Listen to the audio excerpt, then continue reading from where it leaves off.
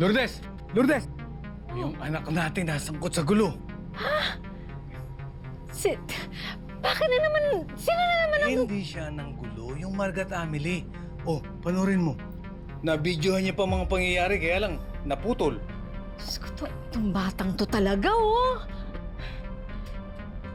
At ang sabi sa comment section, wanted daw talaga yung Marga kasi siya raw talaga ang pumatay kay Byron. Lourdes, eto na. Mabibigyan na ng hustisya ang nangyari sa anak natin. Ay, salamat naman sa Diyos. Pero, Roldan, puntahan muna natin yung anak natin. Puntahan natin, alamin natin kung okay ba siya o...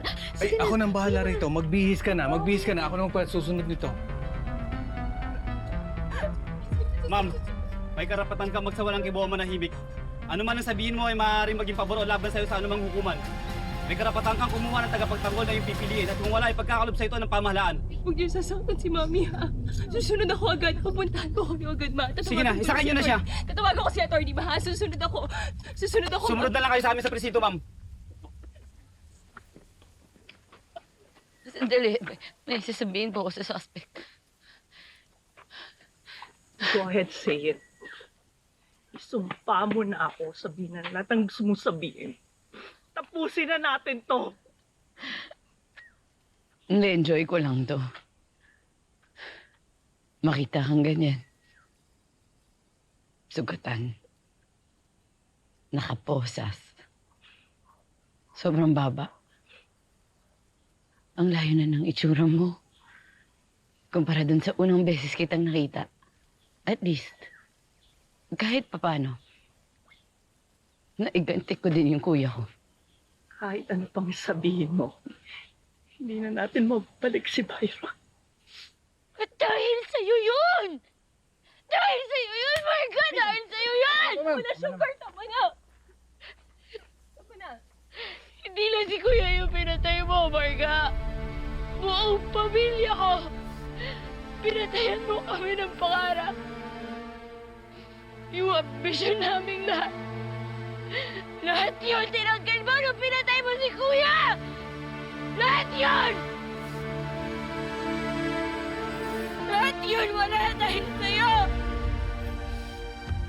Yung mga gusto namin gawin! Yung mga gagawin namin pag sikat na si Kuya, wala na! Wala na lahat yun! Dahil pinatay mo siya! Pinatay mo siya! Tama na, tama na! Bakit mo siya pinatay, ha? Sagutin mo lang yun sa akin, bakit? Ha?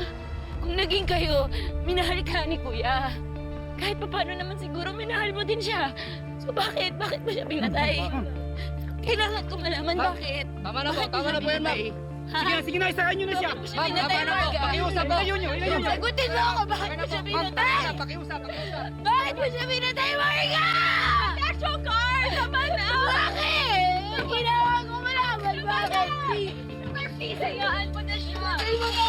Bakit? Guard! Tama na! Sumuko na nga siya, di ba? Tama na! Ano, makukulong lang siya? Kuya ko namatay, Amelie. Namatay, kuya ko. Ano, gusto mo papatayin mo rin siya, ha? Buhay yung kinuha, Amelie. Dapat buhay din yung kapalit.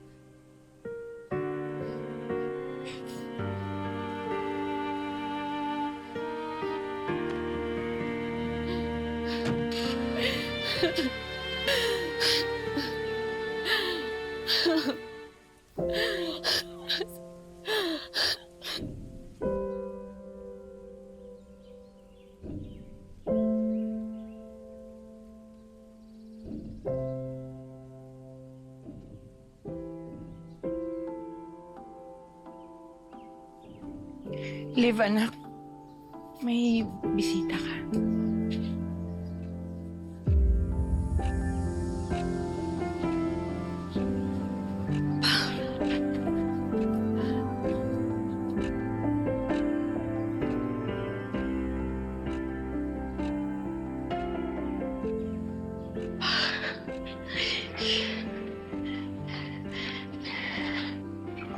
Dito muna ako dumiretso habang inaalam pa nung kaibigan ko yung detalye sa lawyer ni Marga. Kasi Amelie, kamusta na raw po siya? Hindi ko rin alam. I wish kaya ko sabihin na magiging okay rin sila. Maayos din. Pero, mamigit din nagawang kasalanan ni Marga. Yung frame up na ginagawa niya sa akin, kaya kong palampasin yun. Pero yung kasalanan na ginawa niya kay Jigger at kay Byron, kailangan niyang pagbayaran yun. Eh, ako, gustuin ko man na maging masaya para kay Sugar eh. Parang di ko magawa. Kasi, kapalit ng pagkamit niya ng hustisya, si Amelie naman yung nawala ng nanay. Pero at least, anak, hindi ba? Lumabas na rin yung katotohanan. Ngayon, mas madali na para sa papa mo na malinis yung pangalan niya. Gustuin ko man maging masaya. Hindi ko magawa. For many years, binigay sa akin ang lahat ni Marga. Pero, hindi ko napantayan yung pagmamahal na ginawa niya sa akin. Kaya yun. Kaya yun nagtulak sa kanya para umarap ng iba. Kilala niya si Byron.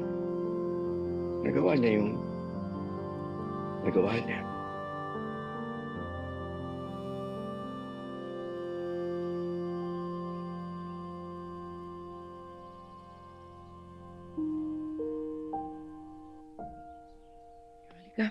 Pumasok na muna tayo sa loob.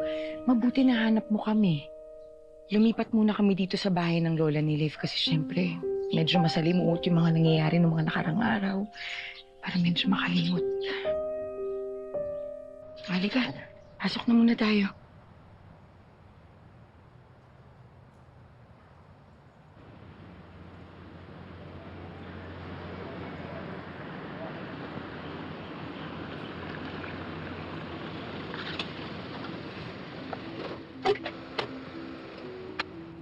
Anak! Sugar? Nak! Sugar?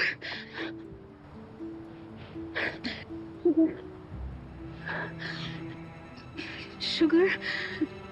Totoo ba yung balita na si Mark ang pumatay kay Byron? Umamin na po si Sir Jigger.